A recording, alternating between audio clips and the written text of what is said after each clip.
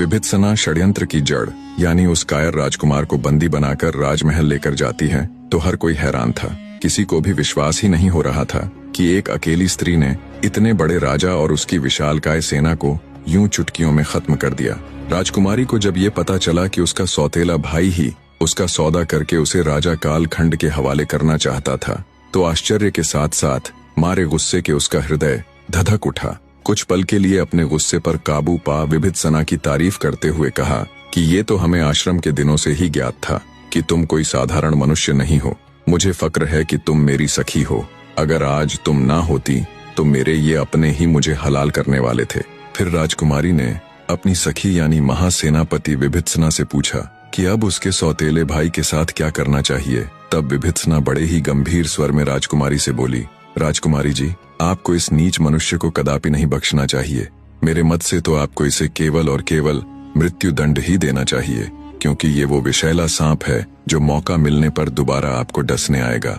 आपको न केवल इसे मृत्यु दंड देना चाहिए बल्कि इसकी मृत्यु को ऐसी मिसाल बना देना चाहिए कि फिर कभी कोई आपके साथ गद्दारी करने की सपने में भी न सोचे। विभित्सना की बात उचित जान राजकुमारी ने तुरंत सेना अध्यक्ष को हुक्म दिया कि समस्त राज्य में घोषणा करवा दो कि कल सायंकाल को राजकुमार रुद्रसेन को उसकी द्रोहकारिता के दंड स्वरूप नगर के मध्य चौराहे पर फांसी दी जाएगी। राजकुमारी के आदेश अनुसार पूरे राज्य में ढिंढोरा पिटवा दिया गया। जब ये खबर रानी त्रिलोचना को पता लगी तो उसके पैरों नीचे से जमीन खिसक गई।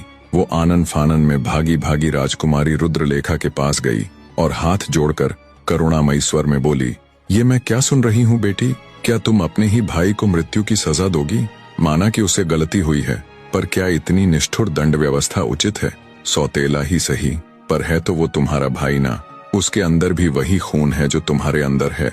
अपनी सौतेली माँ को कठोरता से जवाब देते हुए राजकुमारी रुद्रलेखा बोली, क्षमा कीजिए माताश्री, पर अब उसकी सजा की घोषणा हो चुकी है और आप उसके इतने बड़े गुनाह को गलती का नाम कैसे दे सकती है? सौदा किया था उसने मेरा उस दुष्ट राजा के साथ। महारानी त्रिलोचना अपनी सौतेली बेटी के आगे बहुत गिड़गिड़ाई, पर राजकुमारी के ऊपर उसके गिड़गिड़ाने का कोई फर्क नहीं पड़ा।